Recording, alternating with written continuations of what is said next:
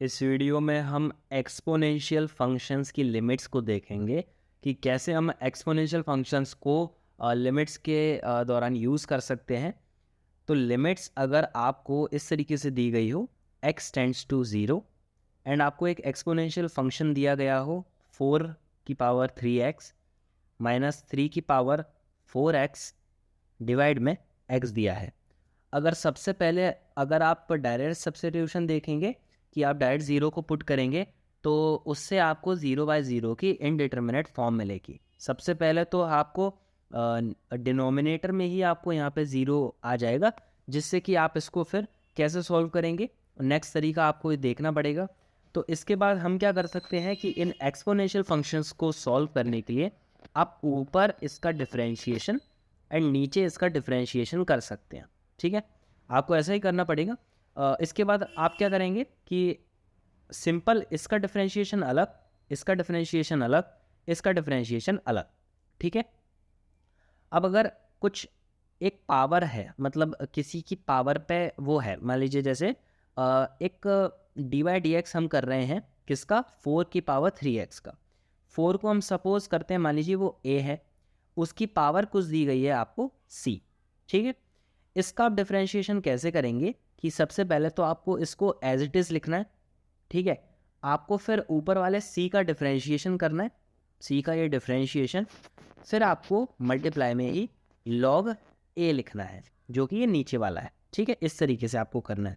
अब आप देखेंगे आपके पास ऊपर 4⁻³ है, उसका अगर आप डिफरेंशिएशन करेंगे तो 4⁻³ को आप एज इट इज़ लिखेंगे, फिर पावर का आपको डिफरेंशिएशन करना है जो कि 3 हुआ, देन आपको ln a लिखना है, ln a मतलब जो कि आपका 4 है।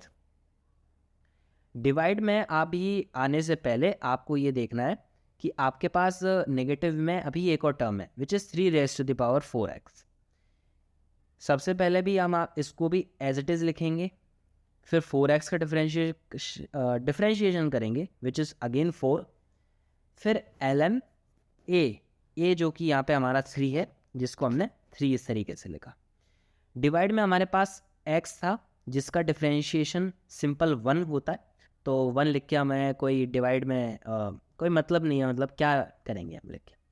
इसके बाद आप क्या कर सकते हैं, अब आपने देखा कि डिफरेंशिएशन से आपका वो रिमूव हो गया एंड आपके पास कुछ एक्स्ट्रा टर्म्स आ गए, जिससे आप क्या कर सकते हैं कि अब आप जो है डायरेक्ट सब्स्टिट्यूशन को कर सकते हैं सॉल्व। तो आपने ये देखा कि अब आप डायरेक्ट सब्स्टिट्यूशन कैसे करेंगे। सबसे पहले तो 0 आपको पुट करना है, बिकॉज यहाँ पे लिमिट x टेंड्स टू 0 दिया गया है। 0 को जैसे ही आपने यहाँ पुट किया तो 3 multiplied bye 0 which is 0 and 4⁻0 जैसे ही हुआ ये 4⁻0 हो जाएगा विच इज़ इक्वल टू 1 होता है हमेशा। तो इसलिए इसका मतलब तो 1 हो गया, और 1 मल्टीप्लाई में होता है तो इसका मतलब कुछ नहीं, कोई दिक्कत नहीं है। सेम इसके साथ अगर हम देखेंगे तो इसकी वैल्यू भी 1 हो जाएगी, जो कि मल्टीप्लाई में है तो कोई मतलब नहीं रहेगा। फिर हमारे पास final 3 multiplied by ln 4 minus 4 ln 3 आपके पास ये बचेगा। इसके बाद आपको करना क्या है कि ln 4 की आपको वैल्यू आप जैसे कैलकुलेटर से सॉल्व कर सकते हैं, बट ये जस्ट एक एग्जाम्पल के रूप में आपको सिखाने के लिए किया जा रहा है कि आप कैसे इसे सॉल्व कर सकते हैं। सो इन दोनों का मल्टीप्लाई अगर जब हम करते हैं तो वो मल्टीप्लाई आता है 4.15। ठीक है, मैंने अप्रॉक्सीमेटली 2 डेसिमल तक ही लिया है, आप और भी एक्स्ट्रा ले सकते हैं फॉर एक्यूरेट आंसर। फिलहाल एक्यूरेट आंसर नहीं आता, लगभग अप्रॉक्सीमेटली आंसर आपको मिलेगा।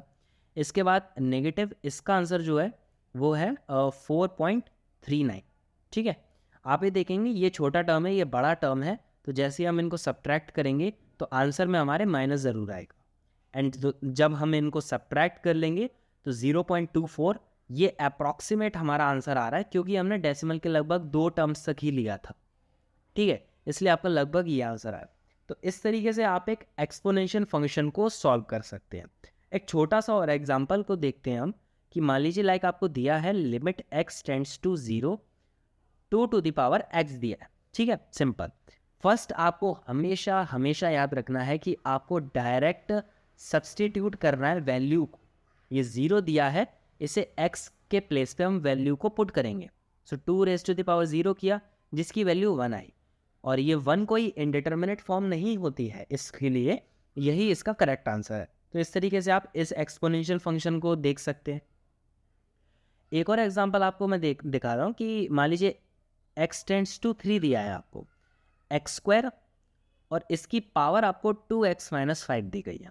ठीक है, आप सबसे पहले डायरेक्ट 3 को पुट करेंगे, 3 square 2 multiplied by 3 minus 5 and 3 square which is 9, 3 2 6 minus 1 which is 1 and 9 की पावर 1 जो है वो 9 ही रहती है। ठीक है, इस तरीके से हमने इस भी एक्सपोनेंशियल को देखा, और ये भी कोई इनडिटरमिनेट फॉर्म नहीं आ रही है, सिंपल 9 आंसर आ रहा है। मतलब एक इनडिटरमिनेट फॉर्म को छोड़ के कुछ भी आंसर आए वो आपका आंसर होने वाला है। ठीक है, फाइनल अगर आंसर आपका इन्फिनिटी भी आ रहा है तो भी वो भी आंसर हो सकता है, 0 अगर आपका आंसर आ रहा है तो भी वो फिर आंसर हो सकता है। बट आपका कुछ सॉल्व करने के बाद ही आंसर आना चाहिए। डायरेक्ट सब्स्टिट्यूट करते ही अगर 0 या इन्फिनिटी आ रहा है तो वो यार थोड़ा ठीक नहीं रहता है, फिर आपको कुछ ना कुछ और डिफरेंट मेथड से करते रहना पड़ेगा। उसके लिए आपको मेरी कैलकुलस प्लेलिस्ट को फॉलो करते रहना पड़ेगा। और आज की वीडियो में बस इतना ही था। ऐसी अमेजिंग वीडियोस को देखने के लिए चैनल को ज़रूर सब्सक्राइब कीजिएगा। Thank you guys for watching this video. It's not a game, it's a rich thing.